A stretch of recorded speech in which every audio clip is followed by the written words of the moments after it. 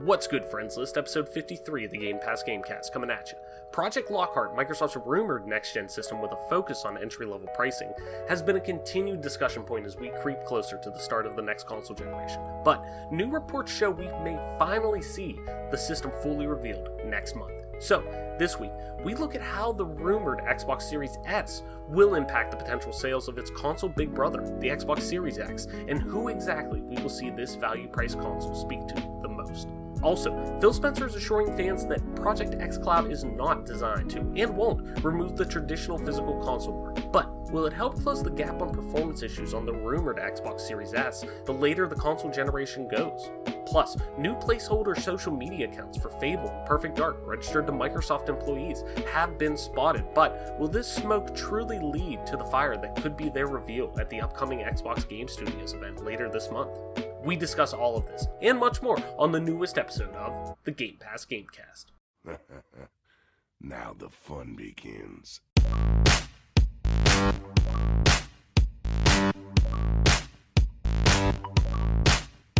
Richard.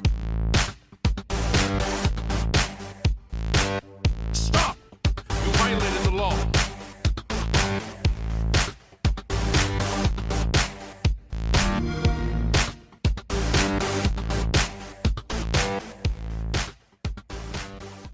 Welcome back to another episode of the Game Pass Gamecast, your weekly go-to podcast for all things Xbox, Xbox Game Pass, and PC gaming, including news, rumors, and conversation around them damn good video games. You can catch new episodes of the show when they drop each and every Friday morning on YouTube, Apple Podcasts, Google Podcasts, Spotify, SoundCloud, and all other major podcast services. So be sure to subscribe to us wherever you get a podcast at, rate us, review us, all that jazz. You know what to do. And follow us on Twitter at GPGC Podcast. Stay up to date with everything regarding the show, video games alike, and our dope giveaways.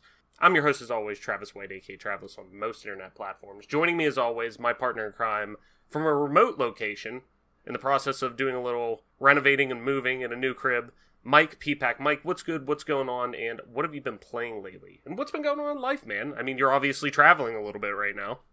Yeah, I'm recording from a new location here in Virginia, just in the basement right now, set up with somewhat of a pretty desolate rig here, just my MacBook and holding a microphone to my mouth because what I had foreseen did not come to fruition, but that's okay. It's all about passion here, and I'm showing passion by getting this show. We're getting it recorded here, so for me, not much has changed.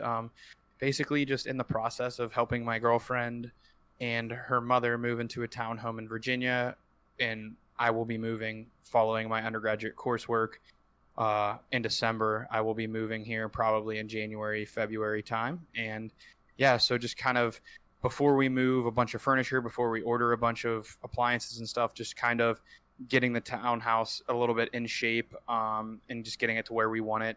It's easier to paint and do other remodeling before you actually move in with all your stuff, so just kind of getting that taken care of. So drove down to the DC area last night. It was about a 4-hour drive from where I normally live, and got down here at about 11:40, and then the only thing that was open was McDonald's, so I had McDonald's for the first time in years, and it made me not feel so good. And dude, I did the same thing yesterday with Taco Bell. That was the first time I've had Taco Bell in a long time. Definitely since everything's gone down, like with the pandemic and whatnot. But I wasn't going to have enough time between coming on the way home from work yesterday, because I had to go into the office for a little bit yesterday. And then I had other stuff, errands to run around, and I wouldn't be home in time to, like, eat lunch. And I know I wouldn't eat until, like, I don't know, at some point later that night. It would be quite a while, so I'm like, fuck, I might as well stop and get something to eat. And I was like, even though I don't want to get fast food, but I saw Taco Bell there, and I was like, you know what? It's been a minute. Fuck it. All right, whatever. And I got it, and I felt like shit the rest of the night. I'm like you, like, my body just wasn't used to eating that shit because everything's been kind of closed down, and, like, the only eating out I've tried to do is, like, actual restaurants to, like, support small businesses and things like that during all of this, but I don't know. So, if you've been playing anything besides, all this adult stuff and, life stuff and, like, doing stuff with our lives, I mean, come on now. Let's talk about real stuff like video games. What have you been playing? Good games. Yeah, good games.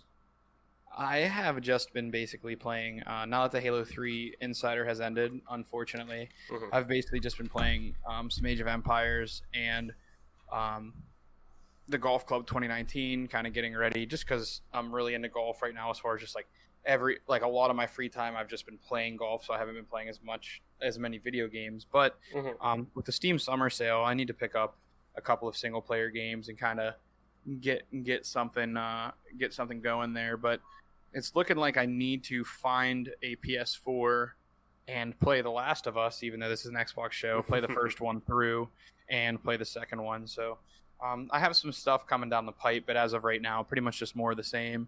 Yeah. What have you been up to or playing? I know life for you has been a little hectic, but it's more personal stuff for you, not so much professional or, other things that are happening. Yeah, I mean, it's been nice. Last week I didn't have a lot to talk on just because I was balls deep into The Last of Us, and I already knew going in that was, being one of my most anticipated games of recent memory. Definitely this console generation. It was one of those things that I knew I was going to just devour that game. Like that was any free time I had at that point was going to be dedicated to playing that game. Unfortunately, and God bless my fiance, she's the fucking best person in the world. She loves it. I'm passionate about video games and content creation, all that stuff. But she loves that I'm passionate about that stuff, and she enjoys that hobby, doing that hobby with me. So it gives me, she encourages, hey, let's play that game. I'm like, fuck yeah, let's play that game. So it was nice that I knew that she was down to, hey, let's play it, let's watch it. She's with games like that, like Naughty Dog games, third person action adventure, narrative heavy games. She loves just watching them compared to playing them. But so it was nice that I knew I had that. All of my free time could be dedicated to that for the most part. Any chance I got, I was able to play that. But after that, pretty much have been bouncing around to a lot of things. I actually finished, for the first time ever, which is kind of weird that it's one of the highest rated games of all time, definitely over the past 2 console generations, but BioShock Infinite. Beat that for the first time. I picked it up, the BioShock collection. I have it on PS4, but I wanted to play it on PC. Or no, I have it on Xbox One. I take it back. I have it on Xbox One. But I wanted to play it on PC just to play. I like playing, I'm like you.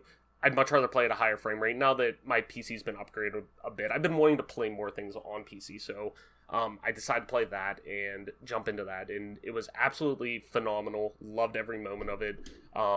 It really makes me want to see what Ghost Story Games, originally Irrational Games, is up to. Ken Levine, one of the most decorated and acclaimed storytellers and game designers and directors within gaming for so long, the mastermind behind the BioShock series. I really want to know what they're working on. Really, really, really bad, because they've been working on that game since BioShock Infinite basically launched in 2013. So, but outside of that, been bouncing around to a couple different things. You, me, Adam, I guess I should say Adam, you, and I were playing, and Kyle too, we've been playing a little bit of Halo Reach co-op, campaign at least, and that's been fun. We need to kind of get back to doing that, because I said now that Infinite's going to be ramping up in terms of the marketing and press and things like that. The hype around that is starting to get a little palpable. So I'm ready to get back into Halo. I'm ready to start playing that again, to get that. The itch is starting to come back. I'm starting to get that Halo. Starting to get that Halo rash a little bit. So definitely want to get back into that a little bit. And then last night, for a little bit, I started Firewatch from Campo Santos, the developer that Valve actually picked up not that long ago. I think it was 2018, 19, something like that. But Valve picked them up, and they were working on In the Valley of the Gods, and then got dropped, or they put that project on hold to move over to help with Half-Life Alyx. And now that that's done, I think they're back to developing that, as far as I know. I think. Don't quote me on that, but I think that's the case. But playing Firewatch for the first time, it's one of those, I don't want to say walking simulators, but basically is a walking simulator, but very narrative heavy, very atmospheric, very built on, and it's very much built, which I hate that I didn't have the time to actually do it last night, but it's built on, I think the average playtime's like 4 hours or something. It's built on you sitting there and playing it in one sitting, which it kind of, it irritated me that I didn't have enough time. I'm like, God damn it, this is getting really good, and I want to sit here and finish it the whole time, but I only was able to play like an hour or two last night, so I'm looking to finish that up at some point, either today or tomorrow, potentially. But yeah, that's about it on my end. Just kind of bouncing around to a lot of things, a lot of shorter experiences. BioShock Infinite was only like probably 6 hours. It was very short. I beat it in like 2 or 3 sittings. So that's awesome. How'd you feel about that game in general? Like I said, it's in general. I think I'll put it this way. I think it is head and shoulders. Me personally, head and shoulders in terms of pacing, in terms of presentation, maybe not presentation. It's tied, I would say. But atmospheric storytelling, everything like that, I think it's head and shoulders above both BioShock 1 and 2. Wow. Especially 1. And BioShock 1's revered as one of the best narrative games of all time and has one of the best twists in gaming and yada yada, which I still agree, but I think this is that culmination of, you see the evolution of what BioShock was doing with the immersive sim genre, if I could talk. But it's really the culmination of all of that, and the way that it's told through Booker and Emily's story is told. It's just on another level, and it holds up in 2020. 7 years later, it really holds up. It just sucks that we haven't gotten another BioShock game yet, because I think now's the time where immersive sims are really starting to take off and really starting to have that mainstream appeal, I guess. They did previously, but not as much now, where you're seeing games like Prey, like even Dishonored, I would say, is an immersive sim from what it's been shown. Wolfenstein.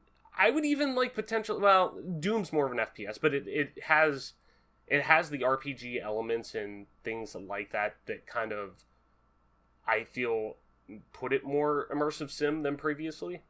Right. But it definitely has tropes of it. But you're seeing a lot of these first person like immersive sims pop up and really resonate with a lot of people. That and it's all because of probably the resurgence of that genre through BioShock last gen. So it's definitely a game. Don't sleep on it. The collection's on sale on the Steam sale right now, and it's always on sale on Xbox One, PS4, stuff like that. And it did just come to Switch, so if you're a Switch player too, pick it up on there. So I definitely recommend it.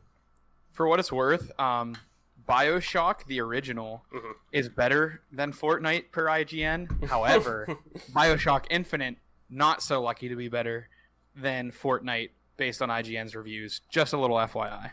What did they rate BioShock Infinite? BioShock, the original review on IGN, got a 9.7. Okay. And BioShock Infinite got a 9.4. Okay. It is better than Halo Reach, not better than Halo 3. Mm-hmm. So but BioShock Infinite, Halo 2, Halo 3.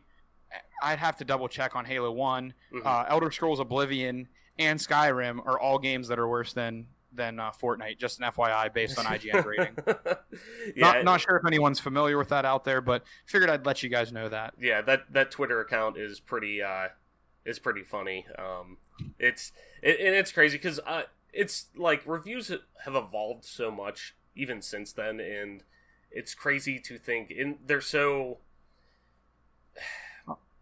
God, Halo CE only got an 8.2. What? Wow!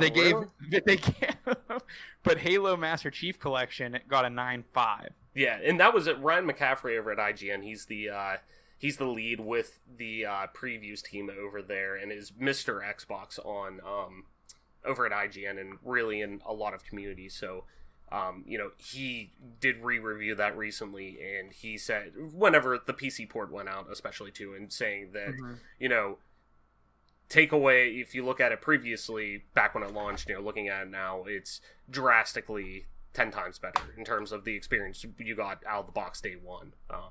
Which actually I'm working on a little video right now to put up on the channel talking about the importance of Halo Infinite that is going into being really the most important game left of 2020 in terms of impact and whatnot on what it has to do. So look for that in the future. It's kind of one of those things just on the side I'm working on. So look for that on the channel eventually. But Mike, let's get into Button Mash before we get into the deep dive news for the week. Button Mash is where we're going to go through, do a couple of like easy bang, bang, bang news stories and just kind of round them up at the end here. But let's head into Button Mash for the week. Starting off, Venture Beat reporter Jeff Grubb, who has been a reliable source in terms of reporting dates for many of the summer's digital gaming events and does a great job over VentureBeat. He's definitely the biggest name right now going over there that a lot of people turn to for reliability with the sourcing that he gives. He is reporting that the Xbox Game Studios event for July, the one that we're going to see Halo Infinite at, we're going to see a lot of the upcoming first-party titles that people have been clamoring for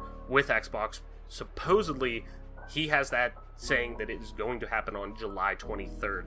Microsoft has yet to confirm it, but to be honest, it would line up with our next quick hit story that we have. The Xbox Summer Games Fest digital event has been announced, and it will have more than 60 downloadable demos for fans to get their hands on. Very akin to what you would probably experience at a PAX, at a E3, that you are able to get hands-on demos and whatnot like that, kind of replacing and filling that hole that you would get doing even the Xbox experience that they have during E3 or the XO event that they have.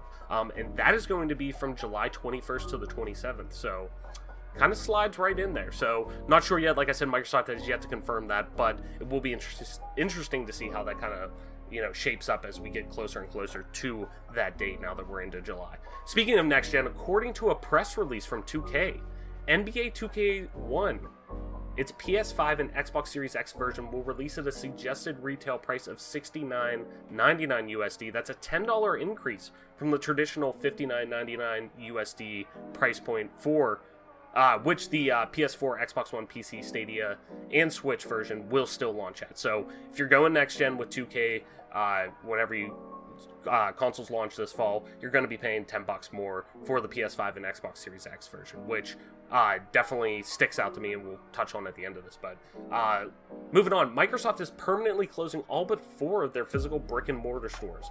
London, NYC, Sydney, and the Redmond, Washington one will all still remain. No layoffs have resulted from the decision, Microsoft has said, though, which is good. Sucks that we're going to see stores like that go, but especially the one local to us. Didn't they hold a lot of like MCC events there at times?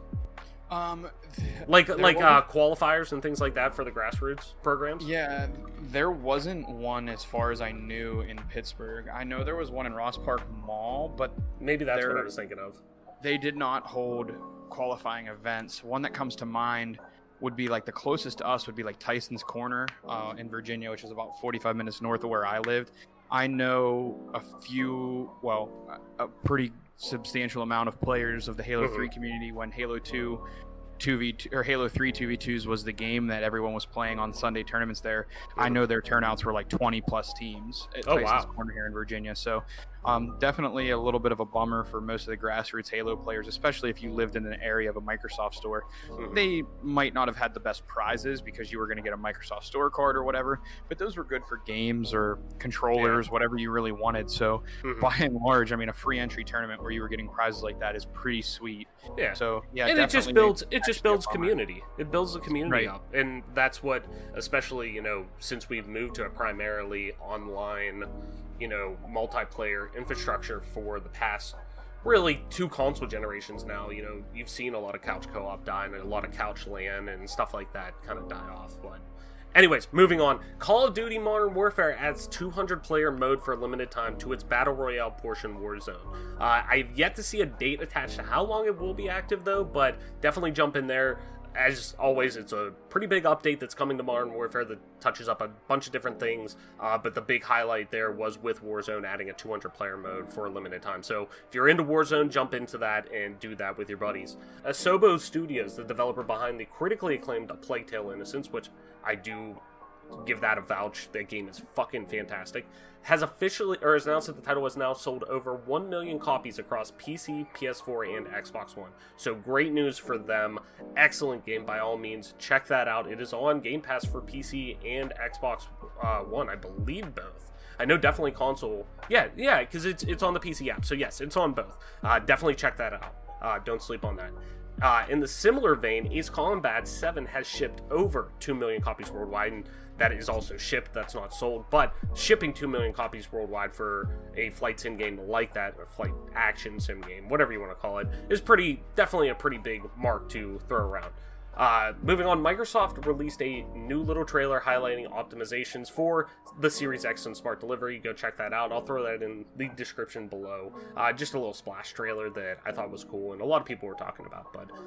And then coming to Game Pass, Xbox has revealed that Soul Calibur 6 coming to console, Out of the Park Baseball 21 coming to PC are now available on Xbox Game Pass. As in, right now, if you're listening to this, go in your console, go in your PC. You can download those right now. And then on July 9th, talking next week, the service will see Fallout 76, both on console and PC, which is pretty crazy, and Crosscode on console to be added to its library. And the Fallout 76 version does include the Wastelanders DLC, the Wastelanders update, that is free to all players, and from what a lot of people are saying, fixed a lot of the game and made it feel like a more traditional Fallout game. So if you're interested in that, I'm definitely going to check it out just because it's on Game Pass, and give it another try. I've been looking for an excuse to at least give it another go, so definitely check that out on the 9th when it drops. And then just a heads up too, July 15th, the following titles will be leaving Game Pass: Blazing Chrome, which was on console and PC, Dead Rising 4, which was on console and PC as well, Metal Gear Solid 5 console and PC,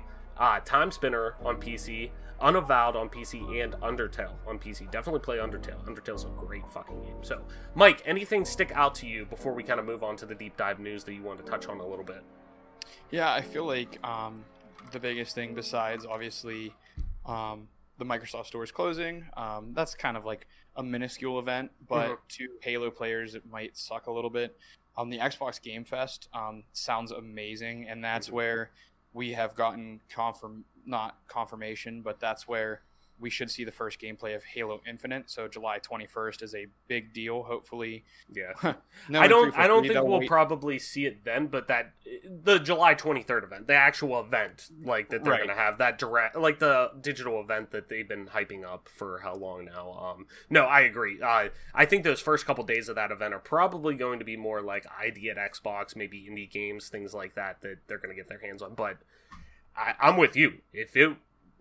We still got 4 days after that, and if, Jeff Grubb's reporting on, hey, July 23rd, that's the date that you can expect to see the first party event from Microsoft, and we're going to see Halo Infinite, we're hopefully going to see Fable, which we'll talk about in a little bit, potentially the Initiatives game, which is rumored to be Perfect Dark, potentially, we may see that, it's things like that, and supposedly from what I've heard from, some pretty reliable sources, there's going to be some big surprises there. So, definitely, like, I agree that the 23rd and beyond, if there's 60 demos available, it's possible we get some hands-on play with Halo Infinite. You never know. So. I think that's probably, for them to be so silent, so hidden, or it feels like they're trying to hide Halo Infinite, which, for all intents and purposes, like Shadow Drops, things of that nature have done great in the past. But it feels like if Halo 5 or even MCC is any indication that games that are going to be multiplayer upon release, widely multiplayer, they really need a beta of some sort, because you need to work some of those kinks out. And so Halo, and they've done it in the past with Halo. I mean, since Halo 3, really, they've had beta, public, quote-unquote public, some access, whether it's gated through a pre-order or buying fucking Crackdown, or in MCC's case, buying MCC to get to the access to the beta for Halo 5, but they have done public betas like that within the time frame that the game's launching, like within that year to 6 month time frame. It's not unheard of. It's super necessary. And other than that, just like the Xbox Game Pass, turnover that they're having, I feel like they're losing a really good game in Metal Gear Solid 5, and I feel like that's probably one of the games when I go home I'm going to download and play immediately, and I should probably give Undertale a play also. But all things considered, I feel like they're getting Fallout 76 on PC, and I have Ultimate, like, I will actually download it and play it for free. Like, I'll give it a shot, you know what I mean? Right. So I think that's really cool.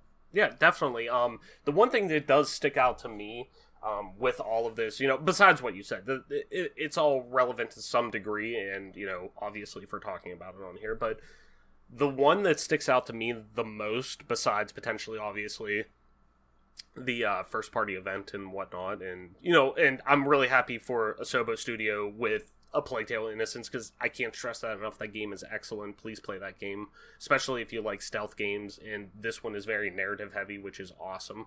And it is a very beautiful game. Definitely, if you have an HDR TV, play it on that. And normally I'll say, hey, play it on PC if you want the best experience, quote-unquote experience. That's a game that I cannot stress enough to play with a controller on a 4K HDR TV. Do it if you can. But outside of that, to me, it's the info coming out about 2K, where this is the first time we're seeing, hey, the long, if you ask me, overdue, MSRP bump that we're seeing for games. For the longest time, I mean, we probably should have been paying $69.99, if not $79.99 for games at certain times, just because of how much expensive, or how much the price of game development has gone up over the years. You're seeing multi-million-dollar budgets that are going into games, exuberant amounts of money that are going into game development to create these crazy AAA experiences. But with something like that, like 2K, it's interesting to see that this be the first domino, and it's going, if you ask me, it is definitely going to be a domino effect where, hey, it may not be this year, but next year, Madden, next year, NHL, and then it's slowly going to slip into, hey, here's The Last of Us Part 3, here's Halo Infinite 2, here's Fable, or whatever the initiative's working on. I mean, the initiative Microsoft's been throwing a ton of money into that studio, so, if it comes out at $69.99, I'm not shocked. It's expected at this point. It's inevitable, if you ask me. Yeah. Especially with inflation and whatnot. I mean, and it's been 15 years since we've seen a bump from that, coming from the PS2 original Xbox GameCube generation at, I think, really was $49.99 to the $59.99 price tag with Call of Duty 2 on 360, I think was the first game to really do that. So yeah, and this is a drum you've been beating for weeks on end, basically. So definitely want to say, this is definitely something you saw coming for sure. And, when you talked about it on the show, it definitely makes a lot of sense that games would go to be more expensive, because look at the budget Halo Infinite has. I mean, something's got to give. You can't feed developers peanuts, expect good games, and pay little to nothing for games, essentially, because $60 is, normally a lot of money to people. Not a lot, but it's enough that you kind of some people have to kind of double think, which game am I actually going to buy this Christmas time? There's 5 games that I want, and they're all $60. Which 3 am I going to get, or which 2? And essentially, we've been paying peanuts for these games and expecting high quality content, when in all reality, if they charged $80 for the game or $70 for the game, maybe the game would release and it would work, and we would get a much better experience out of it. So I'm excited for that. I'm glad you brought that up. It's something that I kind of glossed or glanced over, because it's a non-factor for me, because I know there's been, collector's editions that have always been more expensive, but the ends have to justify the means. And by that, I'm saying, if you're going to charge more for the game, it has to be better than what you've been releasing, or else people are going to be like, hey man, if I'm going to pay $70, $80, $90 for a game, it better work, and it better be better than what you've been releasing the past 5 years. Because with companies like EA, they're gladly going to take this pay jump, right? They're gladly going to be like, yep, $75 for Madden, $80 for Madden, suck it.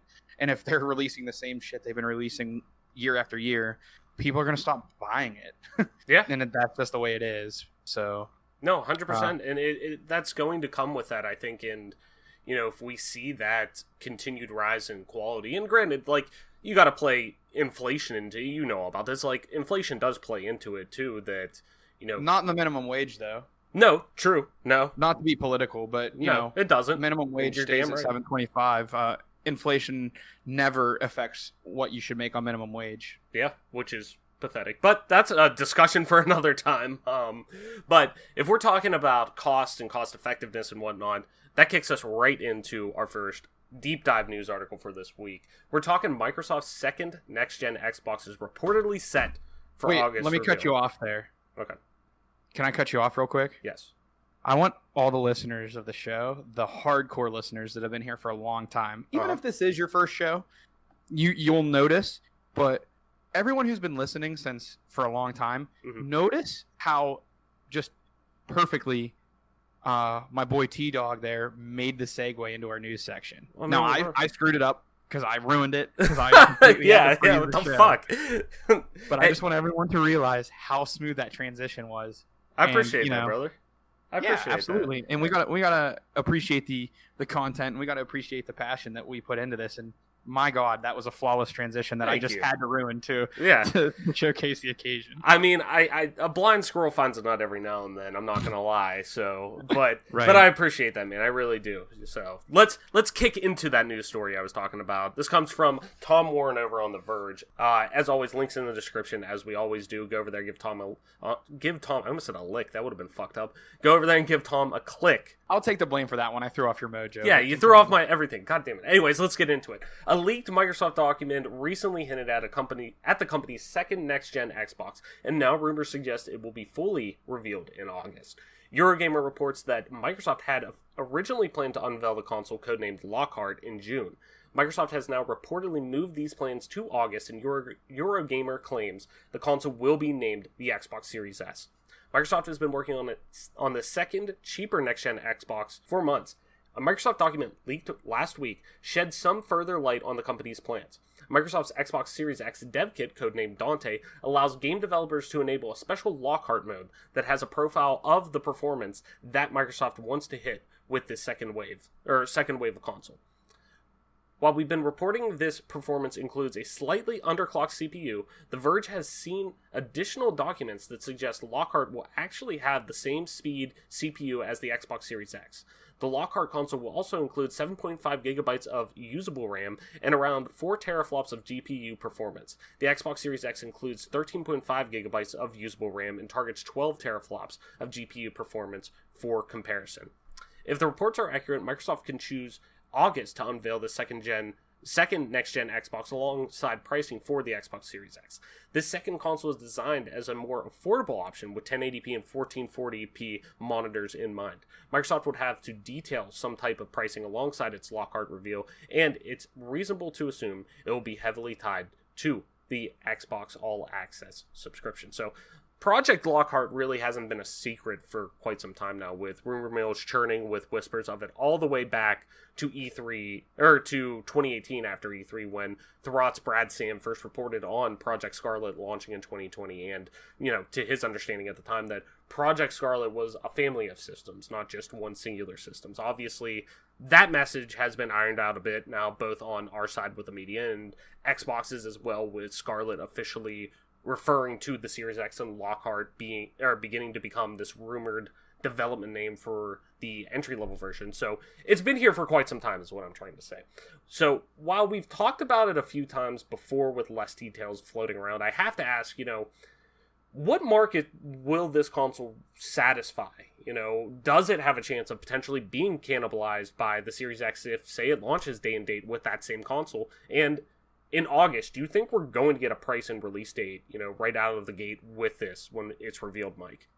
I definitely think with PlayStation being leaked, the price anyway, and it being confirmed, I feel like they have kind of pushed Microsoft's hand. They're going to have to release a price for their consoles at this point.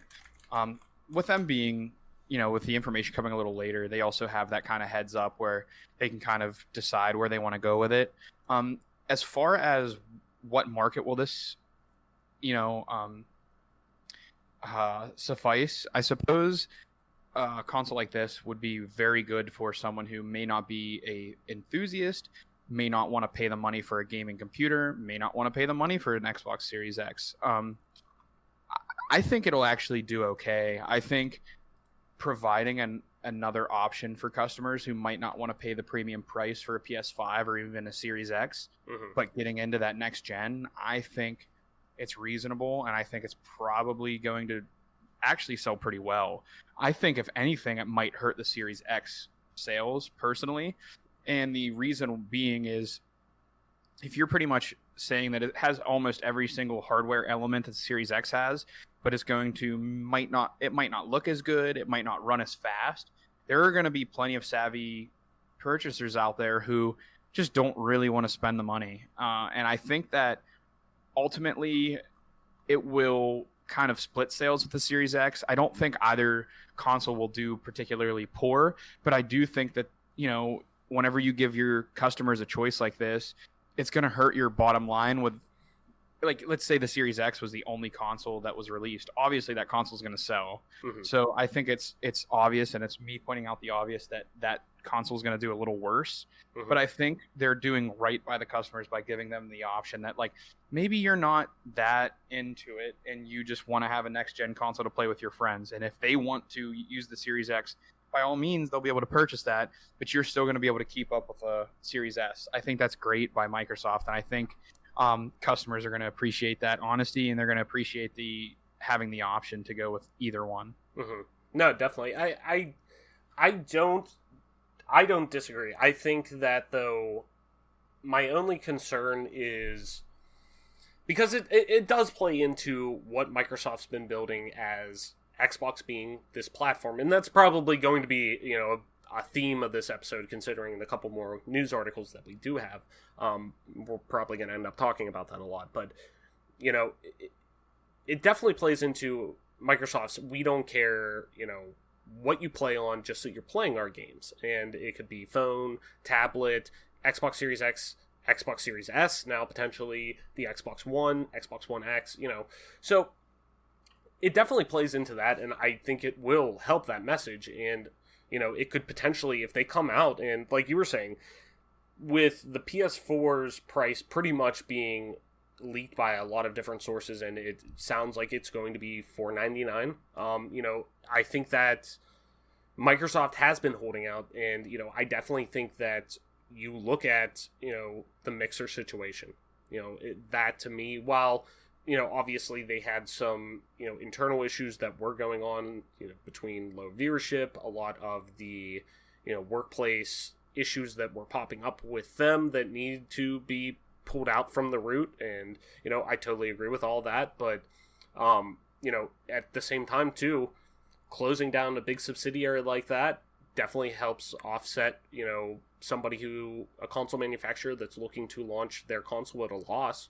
So, you know, if they're going in and planning on launching the Xbox Series X at, you know, say $399 or whatever, and this potentially gets that box, the Xbox Series S box, out there for somewhere between $199 and $299, I think that is going to really, really, really help in terms of getting numbers right out of the gate with them, because we've seen how it worked. And granted, this generation, once it got started rolling, of course, the story was exclusive. This is the reason why, like Sony did a couple weeks ago during their reveal event for the PS5.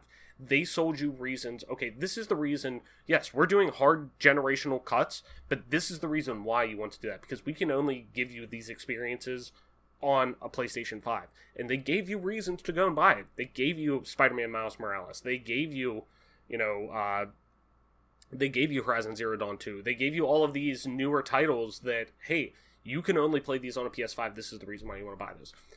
Microsoft has yet to do that, personally, for me, where they've said, like, hey, like you were saying, we haven't seen Halo Infinite gameplay. We haven't seen, you know, what the initiative's working on. We haven't seen, you know, this rumored Fable game. We haven't seen what the Coalition could potentially be doing.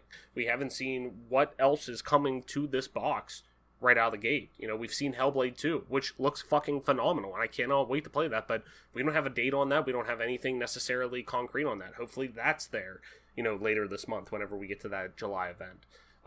But I think if they go any higher than $299 with this box, with the Project Lockhart, the quote-unquote Series S, I think that's where we're going to get into problems. I think if we get any higher than that, or if the Series X gets any higher than $499 potentially, I think that's where we're going to get into issues, and I think that's where one could cannibalize the other. Where, hey, if the Series X is, even $299 potentially, where it's $100 difference, some gamers may just say, okay, well, if the Series X is only $100 more, I'm only buying this thing. I'd rather buy a $400 machine and, pay $100 now, but save me the hassle of going and spending another, $400 or whatever down the road when I can't play games potentially at the quality that they're being designed for, which is a whole nother conversation in mind. But, how we talk about the base console should be what a game's developed for, so the user base has full access to it. But at the same time, though, we're talking about business, and we're talking about moving product, and we're talking about, everything that goes into it, that I think it's going to satisfy that entry level, that, hey, this is my secondary form of gaming type of, kind of like what the Switch does right now. For a lot of people, they either have a PC or a main home console, and they have a Switch. That it's like, yeah, I bought the Switch, I want to play Zelda and stuff like that, and I can play it handheld, I can do whatever, but a lot of people, that isn't their primary form of gaming, and that's where I could see that audience being really the bulk of people who are buying this, probably, or, maybe, a kid's first system or something like that, a younger kid, or where a parent doesn't want to make a full commitment or something like that at Christmas. But, I think for the majority of quote-unquote gamers, that's going to be a secondary piece, that Xbox Series S, just so I could play Game Pass games, just so I could play exclusives, things like that. I can play Halo Infinite. I don't have a PC to play it on, but, I mainly play on PS4, but I'm interested in Hellblade. I'm interested in, so I can get in the door at $199, $299, something like that. I definitely think that'll help it out. But in terms of at launch, if they launch simultaneously, we got to see how price shakes out. And I think there's no way in hell they showed this box and we don't have a price and release date with it. Like, once it's revealed. And I even think that about the Xbox Series X, I think what's going to happen is August rolls around. I don't think we'll see price at the July event. But at the same time, too, August and July really aren't that far apart. Like, by the time we're talking end of August, or end of July, this is probably going to be at max 4 weeks later, this August event. So, okay, you throw that out there. Do you just hold both of them and announce the prices of both at the August event? I definitely think the Series S, like, there's no way in hell they don't announce the price and release date for it, but do you hold the Xbox Series X until that? I don't think. I think at this point, PlayStation has kind of showed their hand, and I think you kind of have to answer. I do think a really important part of the Series S is this, something that, like, I just kind of dawned on me. If they make it the $299 price you were kind of talking about or alluding to, or whatever the price may be, this could be a direct way to kind of cut into Sony's customer base without making them make the decision between the PS5 and the Xbox Series X. This could be the way that's like, there's Sony people that don't have PC and they want to play Halo. Well, they can just get the Series S. That's something that just kind of came to mind, that I think that might be part of Microsoft's tactics, as a way to offer a lower entry point for people that have PlayStation or whatever and kind of want both, in a way that they don't have to drop $1,000 for both. You know what I mean? Right. No, definitely. It's going to be interesting to see where this goes with the Series S and whatnot, and just in general launching with, two different models of the same system. And we kind of saw that with the Xbox 360 when they launched the Xbox. I can't remember if it was the premium or what, but then they sold the core as well, and the arcade that had, one didn't even have a hard drive, another one didn't, only had like a memory card. Like, so we've seen segmented like launches in terms of, or tiered launches, I should say, of product from Xbox before. It isn't unheard of, but I think we're getting to a level now where we're talking, this actually impacts performance. So it'll be really interesting. This is the first time we're really going to see something of this magnitude, where we're not just talking like hard drive space or anything like that. We're talking physical performance of a machine. So it'll be interesting. So, Mike, in the same vein kind of that, let's move on to our next news article here. Xbox boss Phil Spencer stresses that streaming won't take over for a long time. This comes from Eddie Machuk via GameSpot. As always, link in the description. You can go over there, give Eddie a click during all of this. So, in addition to launching the Xbox Series X console this year, Microsoft is rolling out its xCloud streaming service with Game Pass to help reach a bigger audience. The head of Xbox, Phil Spencer, wants to assure people that Microsoft remains committed to the physical console, which really should be no surprise given that Microsoft has plans to make another Xbox console after the Series X. Speaking during a Game Lab fireside chat, Spencer stressed that the cloud gaming will not overtake and replace consoles anytime soon. The xCloud service is merely another option for people who want it. Quote, I've never tried to position xCloud as a replacement for your gaming PC or for a console, he said. I like to sit down in front of a big screen and play on a console. I'm sitting here at my PC rig right now and I like to play here, but I'm not always in front of those two devices, and I want to be able to play where I want to go and play on this device that I choose. I don't think the highest fidelity place to go play a game is going to be streamed from a Azure data center or anybody's data center anytime soon, he added. But that doesn't mean it's not a viable place to play. We're building this capability to enable you to go and play the games that you want to play, but not as a replacement to where you go to play them today. Spencer mentioned that, quote, hundreds of thousands of people are already using xCloud through its closed beta tests in some parts of the world. The feedback has been helpful for Microsoft to build a better product, and Spencer said he's excited to expand the rollout and add Game Pass to the mix this year. Quote, we're going to bring xCloud into Game Pass. A natural way to extend where you can play your Game Pass library is to add the ability to stream to mobile devices, he said. We'll be talking more about that pretty soon. It's actually not too far off now, where we'll give more clarity on the business model, which I think people will really like, as well as the library of games to go play and where you can play them at. We're close. We feel good about the tech. Right now, Microsoft's engineers are preparing for the launch by adding hundreds of thousands of Azure server blades around the world to help xCloud reach people globally. Quote, I think xCloud will have an impact in a lot of places, some expected and likely some unexpected, Spencer says. So, with xCloud, while xCloud is clearly going to be an integral part of Microsoft's next-gen plans, it's still really refreshing to know it's not being positioned to eventually phase out that console that you're spending $500-$600 on potentially and lose that traditional console experience, but just another viable option to gamers who have access to what it is being promoted as this Xbox platform we keep talking about, where we don't care how you play our games, we just want you playing them. We want you playing Halo Infinite. We don't care if you play it on your TV, on your box, on your Series X, your Xbox One, your PC, whatever. We just want you playing it. So with that being said, we just talked about, the surrounding rumors about Project Lockhart reveal coming in August. While Phil's focused on xCloud being an on-the-go option for gamers outside the traditional form of gaming at a console, do you think xCloud, Mike, will be an emphasis feature for the Xbox Series S, the Lockhart, to emulate some of those features its console big brother, the Series X, supports natively? Do you think that's where you're able to still get these games and stream them at 4K if you have the internet capabilities, you won't just get them natively? Do you think that's going to be something that is going to be a feature of the Xbox Series S, or this is another reason why, you can get this natively, but if you still want to try to emulate that, you can get this box for $200-$300.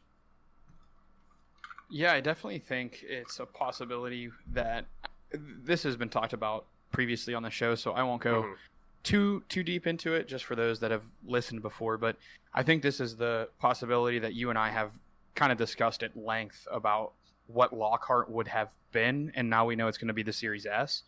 Basically, I think the Series S will kind of go, I think, if it's going to have the same processor that the Series X in, there has to be corners cut somewhere to get that price down.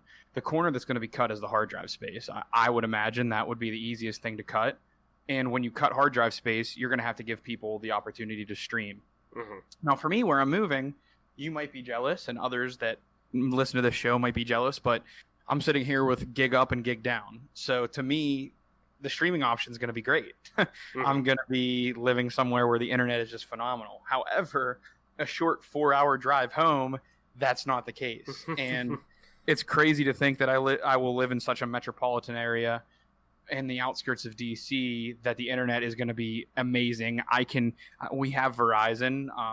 If Verizon makes us mad in the first 2 years of our pricing, we can go to Comcast. I have the choices. Yeah. I have options.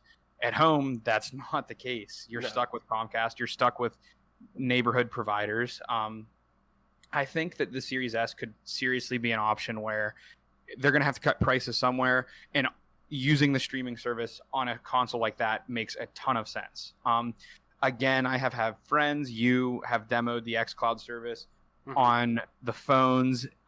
When you don't have a reliable Wi-Fi, it's awful. When you do have reliable Wi-Fi, there's still a noticeable delay.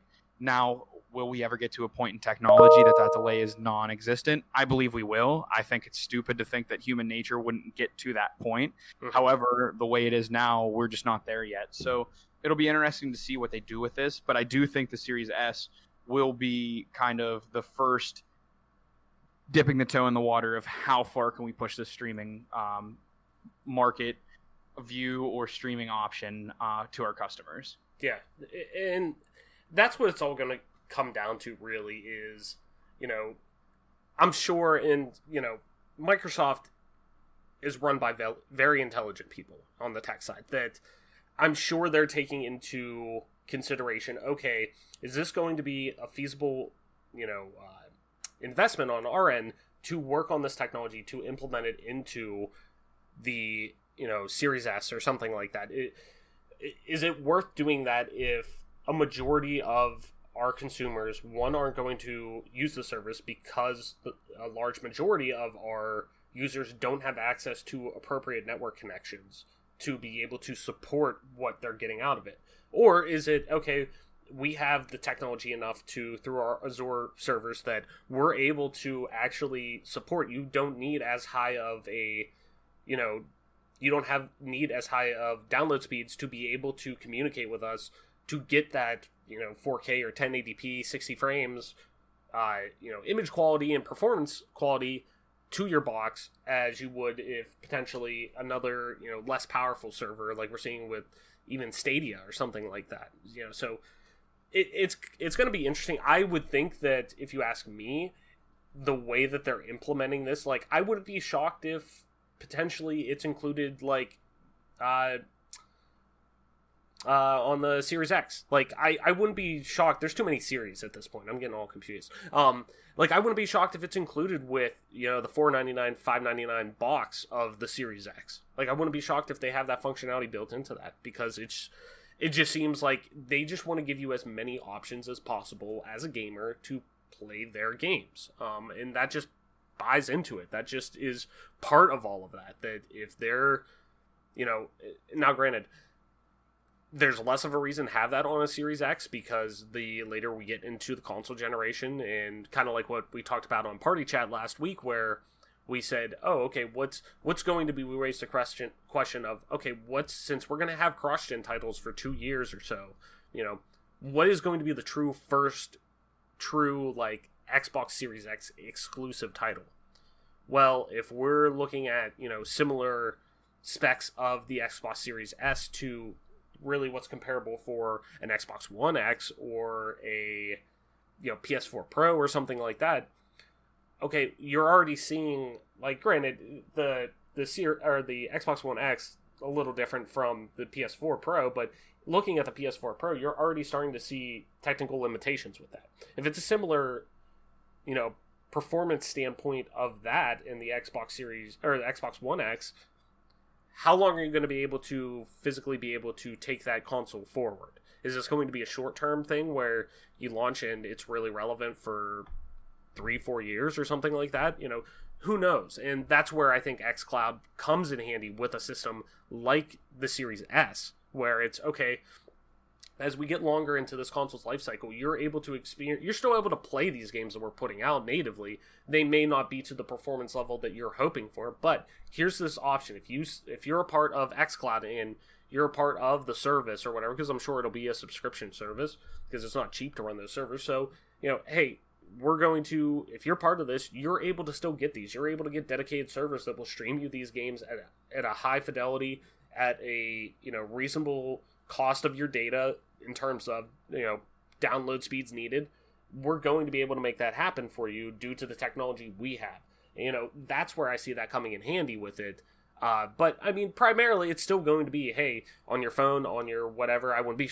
There's rumors that keep popping up of it eventually coming to Switch, of Project xCloud coming to your Switch, but your Switch, your tablet, your phone, whatever. Like, that's where I see it most applicable. Your laptop or whatever, your PC. Like, I still see it more applicable at those places for games that aren't necessarily, PC native or whatever like that, and you want to play that, kind of like PS Now, but I don't know. Who knows, man? It's going to be... I think that's what I'm most curious about, is to see where they go with xCloud and how that builds into their... Like, how that affects their overall plan, 5 years down the road. Like, what does the gaming landscape look like, then? When you look back at the beginning of this generation, how drastically different we are as, as this sect of art has gotten to, and how the business side has transformed, and how games are presented now are just drastically different. So it'll be interesting, man. It'll be really, really interesting.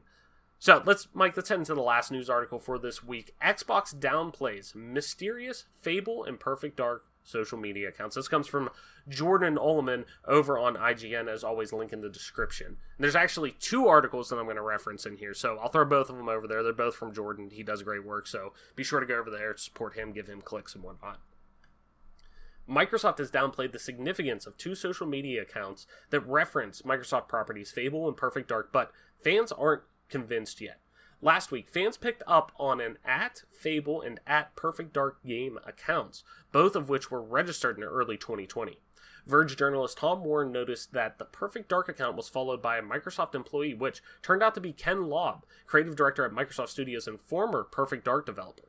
Warren also noticed that the Fable account is registered to a Microsoft email address. Microsoft Games marketing Aaron Greenberg was quick to squash rumors about the accounts, replying to Warren's tweet and stating that, quote, it's standard practice to secure social handles for our IP, noting that the accounts have, quote, been inactive for years. However, it clearly states on the placeholder pages that both accounts joined Twitter in March and June of 2020. So, what's really going on? The @PerfectDarkGame account subsequently tweeted to say that it had been acquired by a fan of the series, but was surprised to see Ken Lobb request to follow the page. Adding to the strangeness of the situation is the fact that both accounts were originally spotted with the display name Placeholder, which the Fable account still shows. Jordan also had a Jordan also had another follow-up article that was released this morning that is kind of like I said, a pseudo follow-up to this article, stating that Microsoft had renewed the Fable trademark during all of these rumors. The trademark application was filed on June 26. Jordan writes, it's standard practice for businesses to renew trademarks for IPs that they own, but within the current context, it's an interesting move, especially when you notice the quote-unquote intent to use tag, which is marked as yes, despite the current use tag being marked as no, suggesting that Microsoft has future plans for the franchise. So, Fable and Perfect Dark are 2 franchises we've been hypothesizing seeing a return on Xbox and next-gen consoles, especially the former.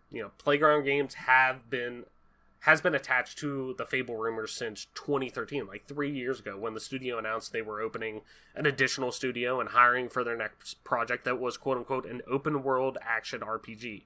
And that's even with Eurogamer reporting that the title would be, in fact, a new Fable title only 1 year later. So, clearly Microsoft is going to do everything they can to, reveal those upcoming releases that they oversee on their own schedule. So, naturally, Aaron Greenberg is going to just squash those rumors, saying, oh yeah, these have been inactive for years, and it's, it's common practice to make placeholder accounts and listings and stuff, which the latter is very true, but it clearly, says the accounts that were registered, these accounts were registered and created in March and June, respectively. So, while the Perfect Dark account, that whole situation just kind of seems like a whole different ball of wax right now, though I don't necessarily things are as what they seem to a degree. I don't know if necessarily a fan got that or if they're trying to, sweep that under the rug or whatnot, and who knows. But do you think this is, concrete enough evidence that we'll at least see a new Fable title, in the works, or is coming down the pipeline? Or, should fans just kind of chill out a bit and not let the July events hype get in the way and just, let's just wait and see type of thing? I think if it didn't have the Microsoft employees kind of being involved there, I would say that it's a hoax. But I think that because Microsoft employees were involved with the accounts in one way or the other, it definitely feels like there's a lot of truth to this. I kind of wish I would have gotten these accounts myself so I could sell them to Microsoft. Yeah. to just completely be a scumbag, because we both have kind of said both of these franchises are probably going to come back. It's just kind of a no-brainer. So to me, it definitely feels like there's a lot of truth to these rumors. Granted, fans could have made the accounts or whatever, and that's a possibility. But based on, the research you've done from the 2 articles, again, you guys want to stop over there, give those 2 clicks to, kind of see what we use as our proof for our opinions. But by and large, it definitely feels like these are 2 franchises that are definitely coming back, which would be 50% to 100. Probably to me would be somewhere in the neighborhood of 60 to 70%. Or no, 50%, and definitely is like 80 and above. So for me, I would definitely say that these 2 have a severe chance at coming back. Now, are they going to be traditional experiences as we're used to with Perfect Dark in Fable, or are they going to be games like the Gears Tactics games? I mean, that's all things that we could hypothesize from here. But to just report on the news, period, I would say that I would be shocked to not see these 2 come back with the next gen. And I would be okay with like a Perfect Dark Tactics type game, like the Gears Tactics game. I wouldn't hate that. I would love a full experience, but I think a game that you could kind of make Perfect Dark to resemble, to kind of break the FPS mold, would be something similar to, not a looter shooter, I wouldn't like that. I would say an RPG game with gun tactics. A game like Fallout kind of comes to mind, but there's better games that are just slipping my mind, and you might have one in your mind that would be like an RPG, kind of like not like a Destiny. I'm having trouble kind of tracking what game, like something like an RPG-ish, but it's a shooter type thing. It's primarily an RPG, or at least like a streamlined experience that the developers want you to experience. Maybe not open world, has some open world elements, but it's primarily a shooter. Would make sense with Perfect Dark. And with Fable, I mean, you know what you're going to get with Fable, hopefully. So yeah, I mean, I could see any one of those things. I definitely see those 2 coming back. The experiences would differ with both, obviously. Curious to hear your thoughts on the news, though. Yeah, it's... I feel so safe on saying that there's definitely a Fable game in the work. Now, who knows if it's traditionally like it's going to be just called Fable, or directly called or referencing Fable, or if it's going to be an experience in that world or something that, will reference it. It's named something different, but it's clearly centered in that world that was once built. So who knows? The Perfect Dark one, it's a whole nother ball of wax, but the Fable one, like, is just so... There's so much... It's like you look out your window, and there's just a big-ass fucking huge cloud of smoke. And you're like, okay, clearly there's a fire there.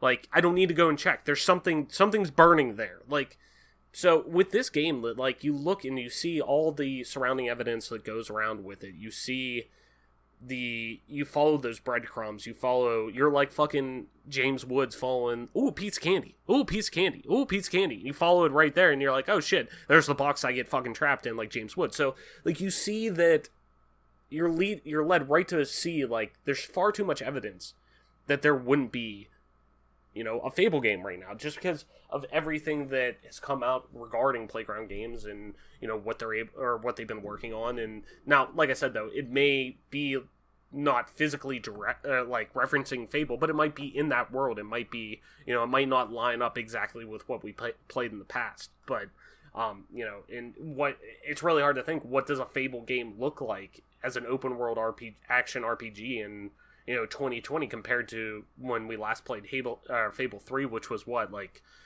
2011, 10, something like that. It would have to be 2011, I think. Fable 3. I know 20. I don't have the specific date, but I 2010.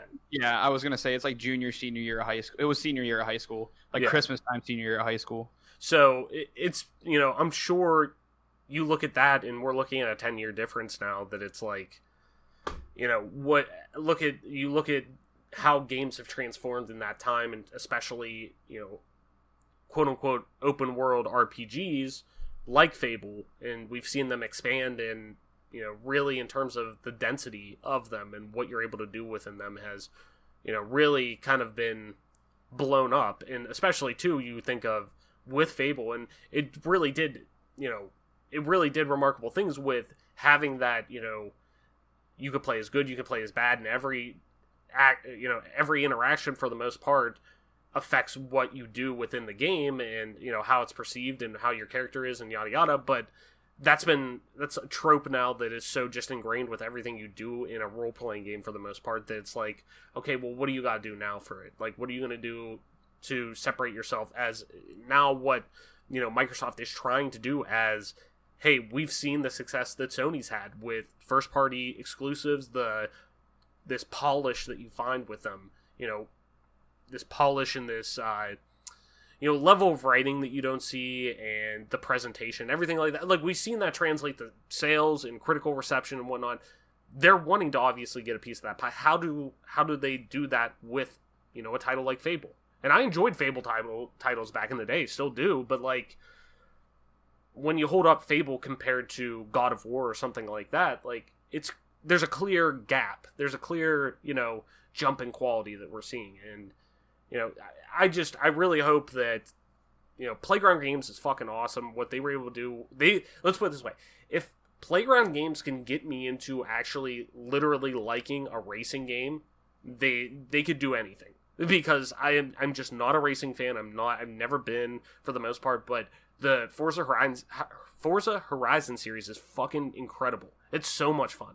So if they are able to take the style that they have, the lightheartedness that they're able to instill into a game like Forza, and especially too the art style that they have with the Forza Horizon series, they're able to kind of take all of that experience and build a lush world to explore within that Fable universe. Like, I'm all in for it. But it's going to be very interesting where they take it, because to me there's no chance that there isn't this Fable game. And I don't want to be wrong. Like, I'm saying this like, okay, I'm kind of throwing my neck out there a little bit, but I just think I would just be absolutely shocked if July rolls around and we don't see a game within the Fable universe from Playground Games. Now, like I said, Perfect Dark's another situation. I personally hope that we don't see Perfect Dark as the Initiative's title, but I wouldn't be shocked at this point. But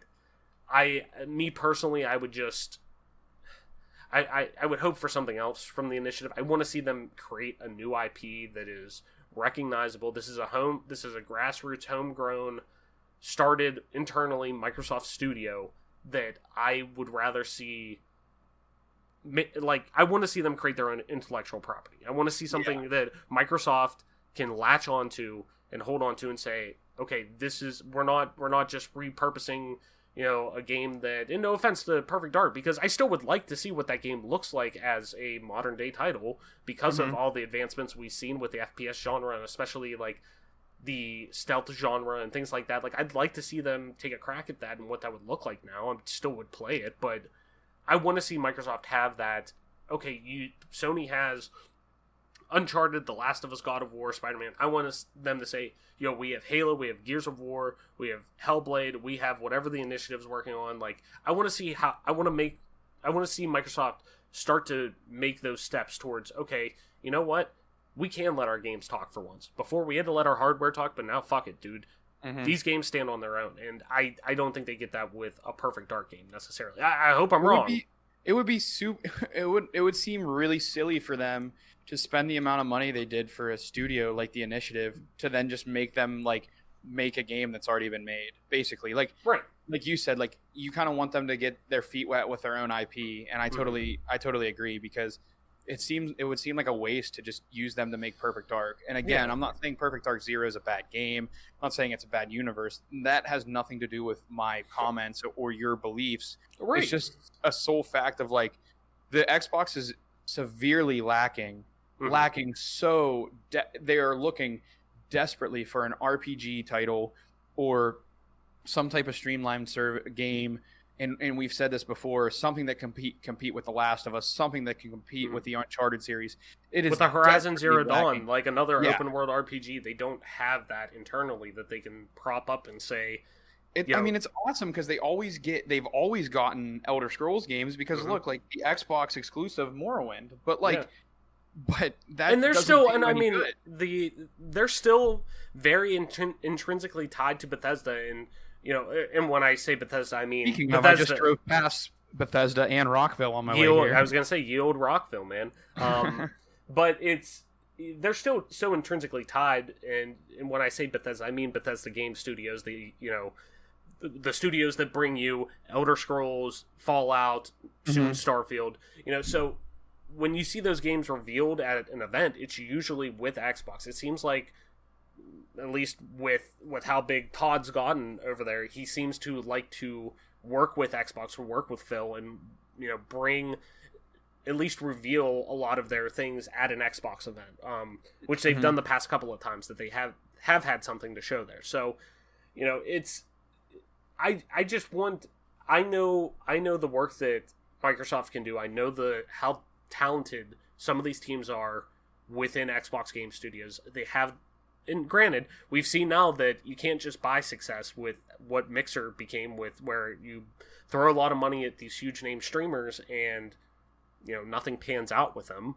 But it's unfortunate. Besides them fucking finessing a bag off of Microsoft, which good for them. But I'm saying, like, we've seen that money can't do that, but at least money can bring talented people together in terms of their development, where you can start these studios like the Initiative and bring this hive mind of just ridiculously talented people, former creative directors, former environmental leads, like things like that you're able to bring in to make these an experience that hopefully you could hold up and say this is a homegrown Microsoft studio. Because I mean, at the end of the day, and we'll move on after this, but like, the only reason Perfect Dark exists is because Rare lost the James Bond license. It went to EA, and they wanted to capitalize off of the GoldenEye success. They wanted to keep that going, so they made Perfect Dark that basically used a straight-up similar engine and build and playstyle that was used for GoldenEye.